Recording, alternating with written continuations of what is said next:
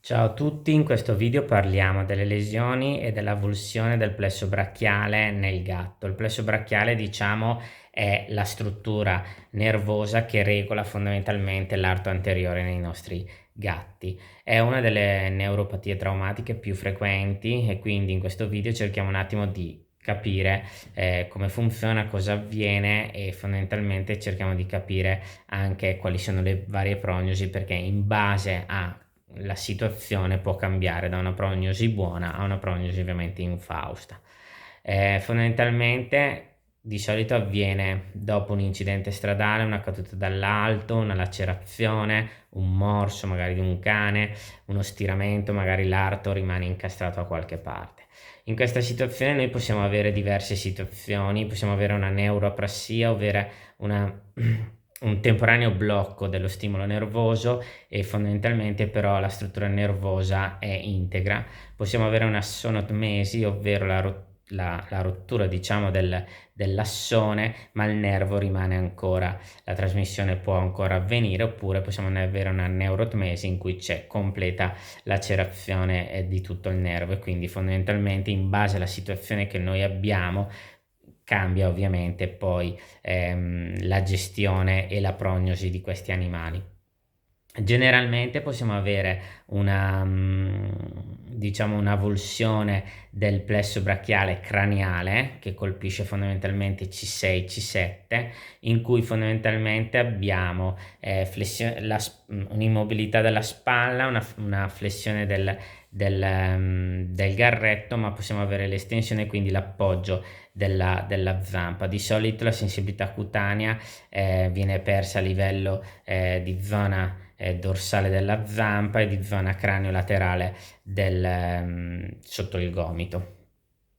Questi sono quelli che hanno una prognosi di solito migliore perché hanno comunque il carico, rimane l'estensione del gomito e quindi fondamentalmente con una fisioterapia bella aggressiva molto spesso e la gestione chiaramente del dolore tramite magari farmaci come gabapentin, pregabalin,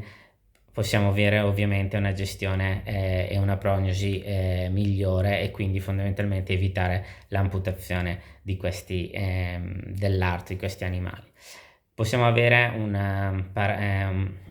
un'avulsione del plesso brachiale a livello caudale, C8-T2. In questo caso avremo completamente la paralisi del muscolo tricipite brachiale e quindi fondamentalmente non abbiamo l'appoggio dell'arto, quindi abbiamo flessione del gomito e ovviamente paralisi della spalla, quindi non c'è appoggio. Qui abbiamo una prognosi un po' più riservata e anche lì ovviamente fisioterapia aggressiva, gestione del dolore, però chiaramente in quei casi lì potrebbe esserci la problematica che se non c'è un miglioramento in 2 mesi probabilmente quelli sono animali che sono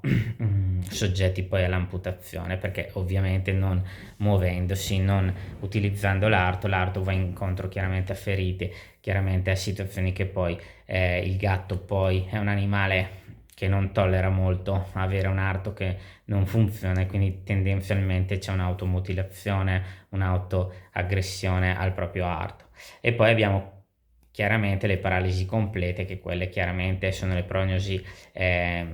riservate, infauste nel senso che l'arto ovviamente il nervo è completamente lesionato e quelli sono quelli che difficilmente recupereranno e che sono soggetti poi all'amputazione dell'arto, perché chiaramente l'animale si morde, si aggredisce. Quindi tendenzialmente cosa dovete fare quando avete un gatto che l'arto anteriore non lo appoggia? Chiaramente visita clinica, prima di tutto per valutare che si tratta della lesione del plesso brachiale e poi in quel caso lì fondamentalmente l'ideale sarebbe provare a fare l'elettromiografia, a volte si fanno diverse valutazioni e poi fondamentalmente fisioterapia aggressiva. Io molto spesso quelli che ho trattato sono andato subito